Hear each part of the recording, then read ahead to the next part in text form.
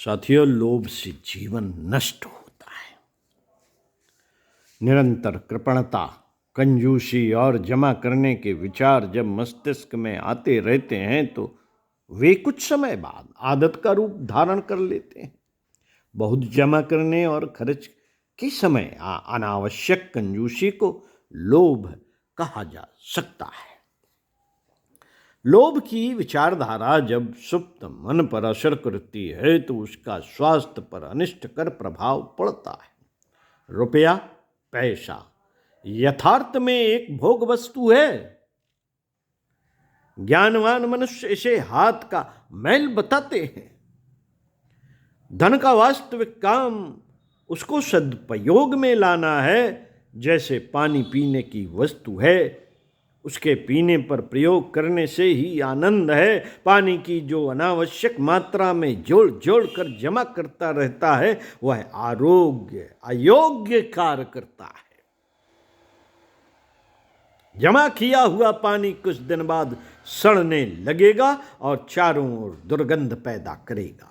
शरीर और मन का स्वाभाविक धर्म है कि वह जिसे लेता है उसे त्यागता भी है।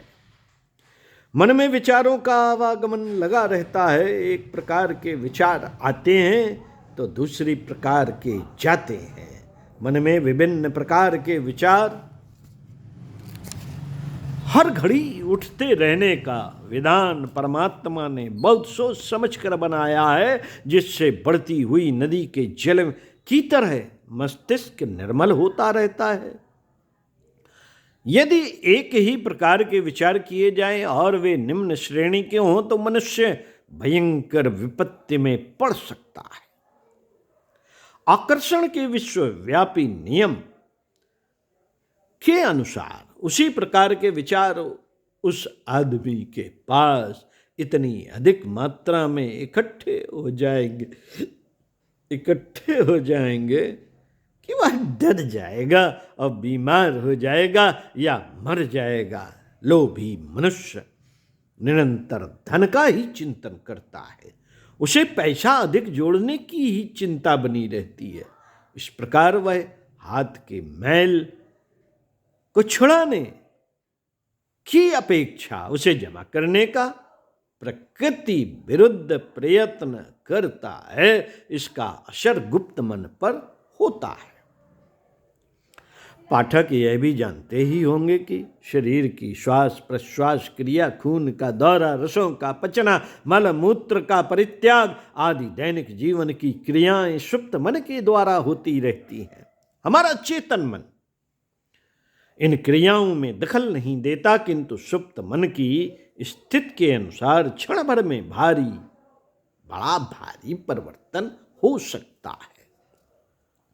मनोविज्ञान वेत्ताओं ने शरीर की क्रियाओं पर सुप्त मन का पूरा अधिकार देखते हुए उस मन पर प्रभाव डालकर समस्त बीमारियों को दूर करने में सफलता प्राप्त की है।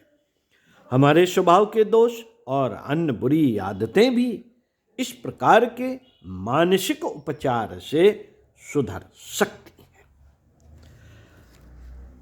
तो सफल जीवन की दिशा धारा पढ़ते रहिए, सुनते रहिए। हमारे YouTube चैनल में बहुत सारी किताबें अपलोड हैं।